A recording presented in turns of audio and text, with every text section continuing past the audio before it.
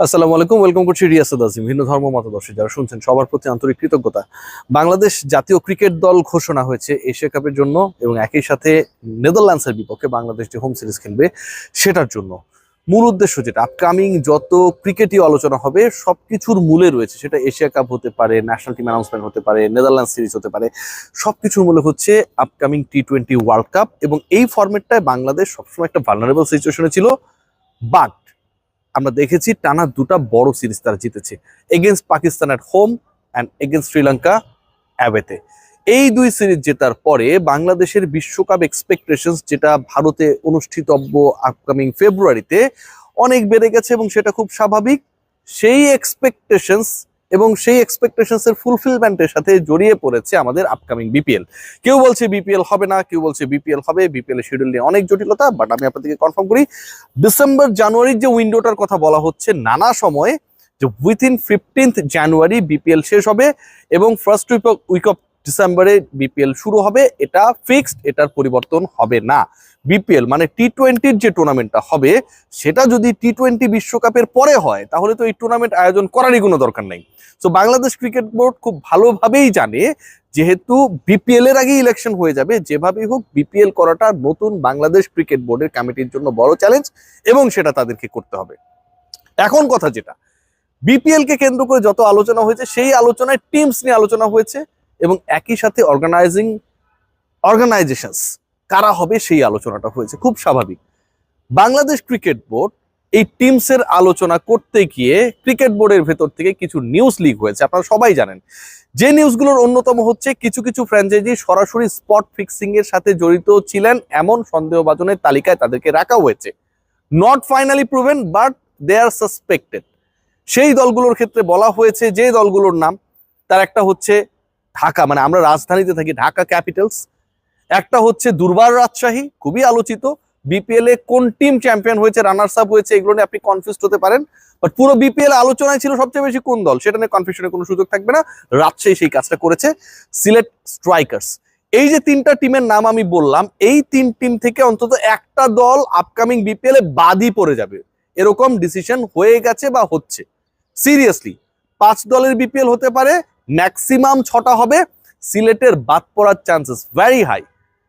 সিলেট যখন বাদ পড়ছে বা সিলেট স্ট্রাইকার্স এর নামটার সাথে জড়িত যে ফ্র্যাঞ্চাইজি কর্তৃপক্ষ তারা যখন বাদ পড়ছে, ঠিক একই টাইমে দুর্বার রাজশাহী এবং ঢাকা ক্যাপিটালসও বদলে যাচ্ছে। রাজধানীর দল আরো একবার বদলে যাচ্ছে। ঢাকা ক্যাপিটালস এর মালিকানায় যারা ছিলেন, বাংলাদেশ ক্রিকেট বোর্ডের অভ্যন্তরীণ মনোভাবটা অনেকটা এরকম, সেই তাদেরকে ঢাকা ক্যাপিটালস এর সাথে সম্পৃক্ত রাখার ব্যাপারে তারা আর ইন্টারেস্টেড না।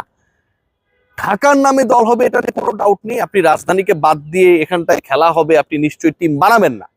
কিন্তু যারা এটার ম্যানেজমেন্টের সাথে ছিল, সবচেয়ে বড় নেম যেটা, সেটা হচ্ছে সাকিব খান। সেই সাকিব খানের দল বা সাকিব খানের যে ওনারশিপের দল, সেই দলটাকে আর আমরা দেখছি না আপকামিং বিপিএল এ। There is a big possibility, 99% assurance দেওয়া যেতে পারে। একই সাথে দুর্বার রাজশাহীর ফ্র্যাঞ্চাইজিতেও একটা পরিবর্তন আসছে বলে আভাস রয়েছে।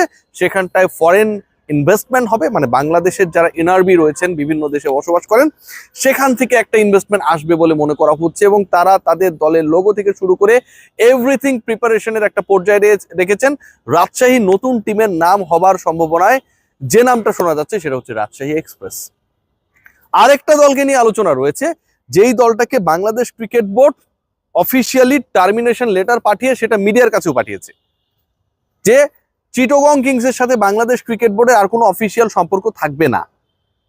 সেটা যদি সত্যি হয়, আইনি অনেক লড়াই বাকি রয়েছে আমি যতটুকু খবর পেয়েছি, এবং এই আইনি লড়াইটা সামনে চলবে, দুপক্ষের দিক থেকে চলবে। কিন্তু বাংলাদেশ ক্রিকেট বোর্ড মিডিয়া রিলিজের মাধ্যমে যা জানিয়েছিল, সেটা যদি সত্যি হয়, সেটাকে যদি তারা অ্যাপ্লাই করে, তাহলে চিটাগং কিংস আপকামিং বিপিএল এ থাকছে না। মানে পরের বিপিএল এ অন্তত 4টা ফ্র্যাঞ্চাইজি যেই নামে আমরা লাস্ট বিপিএল এ দেখেছি থাকছে না। চিটাগং কিংস একটা তার মধ্যে, ঢাকা ক্যাপিটালস একটা তার মধ্যে, সিলেট স্ট্রাইকার্স একটা এবং Durbar Rajshahi. What does it mean? It means upcoming BPL এমন ভাবে হতে যাচ্ছে যেখানটায় 80% ফ্র্যাঞ্চাইজি মালিকরা নতুন হিসেবে আসবে, নিউ ওনার্সদেরকে দেখা যাবে, except Rangpur Riders and Fortune Barishal. খুলনাকে নিয়ে যে আলোচনাটা রয়েছে সেই আলোচনায় যতটুকু জানা গেছে মাইন্ডট্রি বা খুলনার মালিকানায় যারা জড়িত তাদেরকে নিয়ে খুব বড় অবজেকশনস বা অবজারভেশনস নেই। ফিক্সিং নিয়ে যে রিপোর্টস গুলো হয়েছে সেখানটায় খুলনার নামে বড় ধরনের এলিগেশনস এখন পর্যন্ত বা সন্দেহভাজনের তালিকায় তারা নেই। সো খুলনা যেহেতু এই পার্টিকুলার ওনারশিপে মোটামুটি গেল 5টা মৌসুমের মতো কম বেশি বিপিএল, প্রেসিডেন্টস কাপ, এটা ওটা নামে চলে এসেছে, সো তাদেরকে আসলে এলিমিনেট করার বা ওই মালিকানা থেকে তাদের সরিয়ে দেওয়ার সম্ভাবনাটা কম। ঘটনা কি দাঁড়াচ্ছে? ঘটনা যেটা দাঁড়াচ্ছে, 3টা দলের ব্যাপারে যে আলোচনাটা হয়েছিল, ইফতেখার রহমান মিঠু এসে বলেছিলেন কোনো দলই কনফার্ম না। খুবই মানে অদ্ভুত ধরনের একটা ব্যাখ্যা দিয়েছিলেন, মানে যখন চুক্তি শেষ হয়ে যাবে আইপিএল এর কোনো দলই কনফার্ম না, চেন্নাই সুপার কিংসও কনফার্ম না, কি বলে ওটাকে, কলকাতা নাইট রাইডার্সও কনফার্ম না, রয়্যাল চ্যালেঞ্জার্স বেঙ্গালুরুও কনফার্ম না। মানে এইভাবে কি এটা কি বলা সম্ভব? আমার কাছে মনে হয় যে এটা খুব একটা স্মার্ট অ্যান্সার ছিল না। যারা কমপ্লেক্স মেইনটেইন করেছে definitely they will be the part of the BPL in the next season. Bangladesh cricket board তাদেরকে এই ইন্সপিরেশনটা যদি না দিয়ে এখানটা এসে বলে যে কেউই কনফার্ম না, তার মানে রাজশাহীর কাতারে আপনি সবাইকে নামিয়ে আনলেন, এটা ভাই এক্সপেক্টেড না। সেই কাজটা হয়েছে। যা হোক, ওই আলোচনা করে লাভ নাই, মিঠু ভাই যা তার মতো করে বলেছে।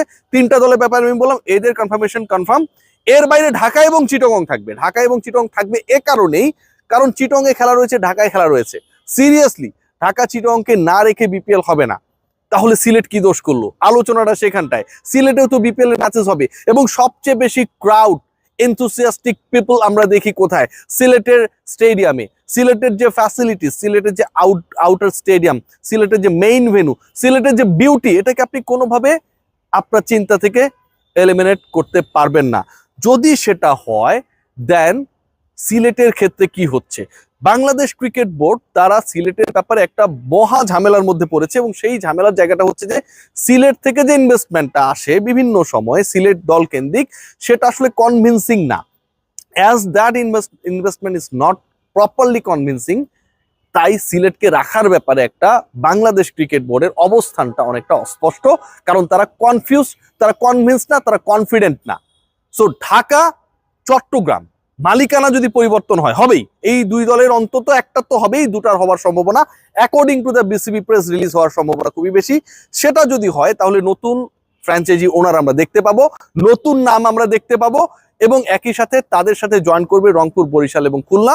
বাকি থাকে আর একটা স্পট, সেই স্পটটায় রাজশাহী ঢুকবে নাকি সিলেট ঢুকবে, that is going to be a huge question. Upcoming BPL রাজশাহীতে হবার কোনো ধরনের সুযোগ নেই বলে যতটুকু জানা গেছে।